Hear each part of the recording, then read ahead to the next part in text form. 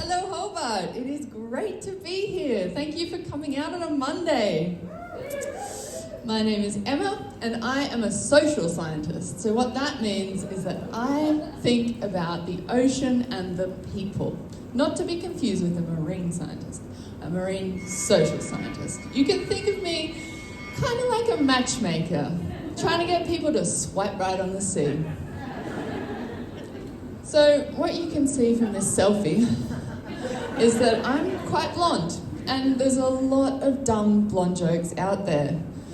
But what people don't realise, it's actually perfect camouflage for grey hairs, like the ones that I got doing a PhD during a global pandemic. And believe me, by the end of that thing, those grey hairs, they weren't just on my head, they were on my soul. And a few other places, like my eyebrows. Anyway, I just moved here 6 months ago to work down here in Hobart, and I actually grew up in Byron Bay. But when people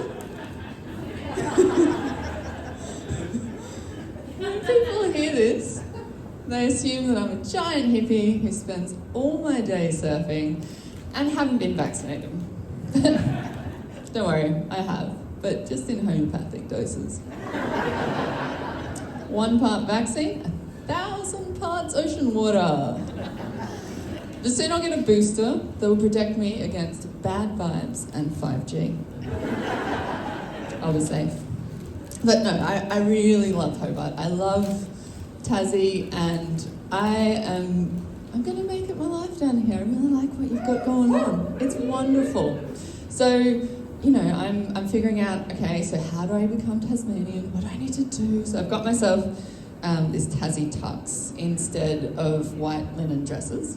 And I've got these Blundstones instead of my Birkenstocks. I've got my vitamin D supplements instead of the sun. And I got this wetsuit instead of my bikini. Yeah. Why would I wear that? Well, the reason I wear that is because you guys have an incredible coastline. The temperate reefs down here are beautiful and sometimes amusing. But the kelp-covered rocky reefs are part of a connected ecosystem that we can call the Great Southern Reef. So this connection of reefs stretches all the way from Coolangatta down around the bottom of Australia, including Hobart, Tassie, all the way up to Kalbarri, which is 6 hours north of Perth. So you might not have heard of the Great Southern Reef, but you've probably heard of the Great Barrier Reef. You know, it's its flashy older sibling, overachieving, extroverted, warm, bubbly, blah, blah, blah. Yeah, we get it. A bit garish, really. Anyway, she gets huge reputation, significant amount of ecological funding for restoration, whatnot.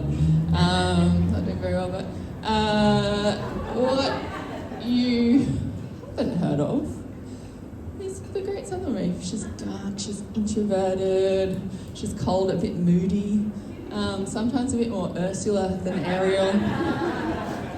But she actually has some incredible assets.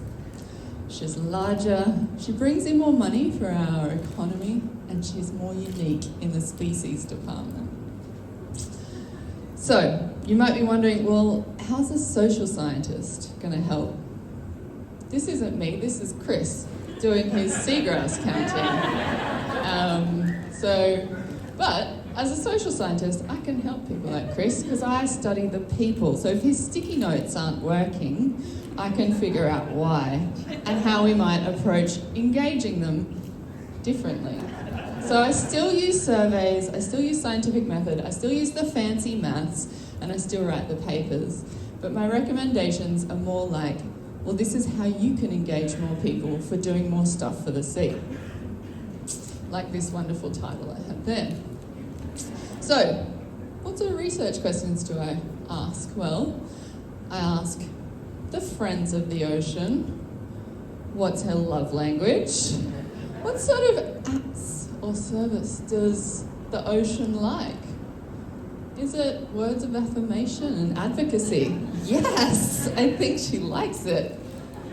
Is it that other one was words of kindness. This is acts of service. I think she liked that one too. Gifts. Who doesn't like gifts? If you want a gift to this research, that's fine as well. Quality time. That's my favourite. This is how I like to spend my time with the Great Southern Reef. Just me and her having a good time. But she's not so crash hot on physical touch, so yeah, no, not there. So once we've figured out what sort of actions are important for conservation of the Great Southern Reef, we also want to know who are the type of people who are going to do these things. Who are going to be her best matches? Is it going to be this guy? Ooh. Ooh. The lycra. No. Middle-aged man, that shouldn't do it. Ooh. Definitely not her. Sexy, sustainable sea fishing lady. Yes, please. Surface for climate, I'll take 4. Polyamorous family who love going to the beach on holiday. Yes! So once we know who's going to fall in love with her, we want to know, how do you engage them? How do you really reel them in to find true love? What's the best type of date? Is it ecotourism, where they learn about nature in a really fun way from tourist guides? Is it education, like citizen science, where ordinary people like you and me go and talk to people like Chris about their seagrass and learn about the southern oceans? Is it just a candlelit dinner where we look into each other's eyes and... Yeah, well, we'll see.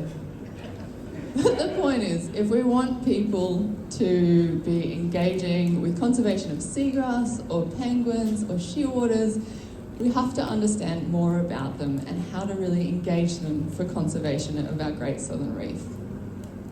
So, will they live happily ever after? My tarot cards tell me that Mercury is in retrograde, so things are looking good. Thank you, Hobart. You've been